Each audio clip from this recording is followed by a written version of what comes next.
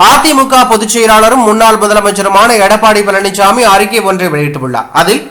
தஞ்சாவூர் மாவட்டம் கும்பகோணம் அருகே உள்ள திருவிடை மருதூர் பகுதியில் பாலியல் வன்கொடுமைக்கு உள்ளான பெண்ணுக்கு உரிய நீதி கிடைத்திடவும், பாலியல் குற்றவாளிக்கு அதிகபட்ச தண்டனை கிடைத்திடவும் தமிழகம் முழுவதும் அதிகரித்து வரும் பாலியல் வன்கொடுமைகளை தடுக்க திராணியற்று வேடிக்கை பார்த்து வரும் திமுக அரசை கண்டித்தும் அதிமுக தஞ்சாவூர் மாநகரத்தின் சார்பில் 23ஆம் தேதி காலை 9:30 மணி அளவில் தஞ்சாவூர் புதிய தபால் நிலையம் அருகில் மாபெரும் கண்டன ஆர்ப்பாட்டம் நடைபெறும். இந்த கண்டன ஆர்ப்பாட்டம் கழக புரட்சி தலைவி பேரவை செயலாளரும், மதுரை புறநகர் மேற்கு மாவட்ட கழக செயலாளரும், சட்டமன்ற எதிர்க்கட்சி துணைத் தலைவரும், முன்னாள் அமைச்சருமான உதயகுமார் தலைமையிலும், கழக அமைப்பு செயலாளர்களான காந்தி, துரை, செந்தில், தஞ்சாவூர் கிழக்கு மாவட்ட கழக செயலாளர் பாரதி மோகன், தஞ்சாவூர் மேற்கு மாவட்ட கழக செயலாளர் ரத்தினசாமி, தஞ்சாவூர் மத்திய மாவட்ட கழக செயலாளர் சேகர், தஞ்சாவூர் தெற்கு மாவட்ட கழக செயலாளர் சேகர், தஞ்சாவூர் மாநகர கழக செயலாளர் சரவணன் ஆகியோர் முன்னிலையிலும் நடைபெறும் என்று அவர் தெரிவித்துள்ளார். இதற்கு அரசியல் தலைவர்கள் பலரும் ஆதரவு தெரிவித்துள்ளதாக தகவல் வெளியாகியுள்ளது.